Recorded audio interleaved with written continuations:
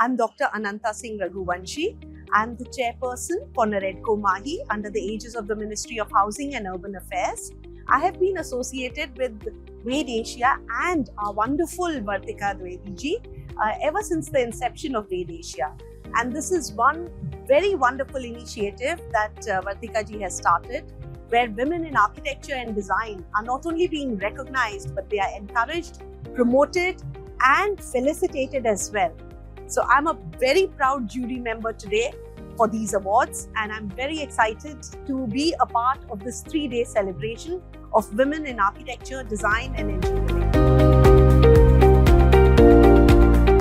So traditionally, women have been the ones who have actually been managing spaces, utilizing spaces, and actually treating their homes and their workplaces like temples. So from that point of view, if you see this new revolution where so many women are coming in architecture, design, and engineering, I really feel that the real estate industry is absolutely at the right time, right place, ready for a reformation and a much needed input. The way women see spaces and the way they look at sustainability, the sensitivity that they bring in their creativity, I think is very important. And it's not just about square feet, but it is about what that square feet does for the people utilizing it. And that is a viewpoint that women are very good at intuitively understanding and creating.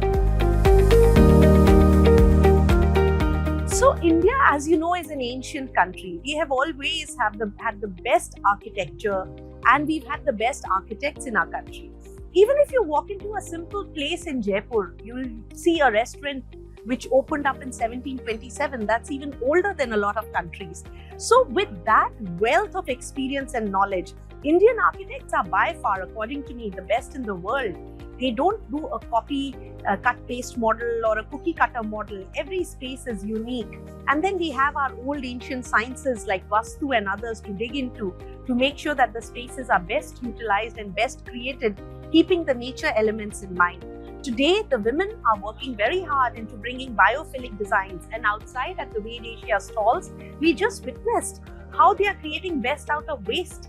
Even tires are not being left out, and such beautiful artistic sculptures are being created out of the waste material, and it's being, it's really a celebration of how we can use every material as a piece of art and to create a work of art.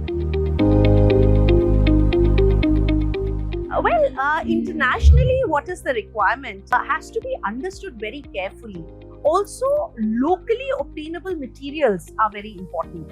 And so therefore, the minute you strike a good balance between efficiency, effectiveness, cost cutting, and then your design, and then the aesthetics of your design. More importantly, now we realize that it's not just good to create beautiful buildings. Those buildings have to be easy to maintain and low cost maintenance as well. And then of course, this whole revolution about solar power, wind power, all of that you have to think through and plan for the next 50 to 100 years. My experiences at Wade Asia have always been super fantastic. The lineup of speakers, whether it is from the government side, whether it is from the political side, or even whether it's the celebrities who come, whether it's Sunil Shetty ji or Milind Soman ji or now Deep Hooda ji, the energy is so exciting, and the buzz here is so good because the best in the industry and the best, even from a utility point of view, are here to guide, advise, and showcase. You can't pass by a single stall without stopping and admiring, because every stall has something new, and every year the level is getting higher and higher and higher. So it's beautiful to be here. Thank you so much.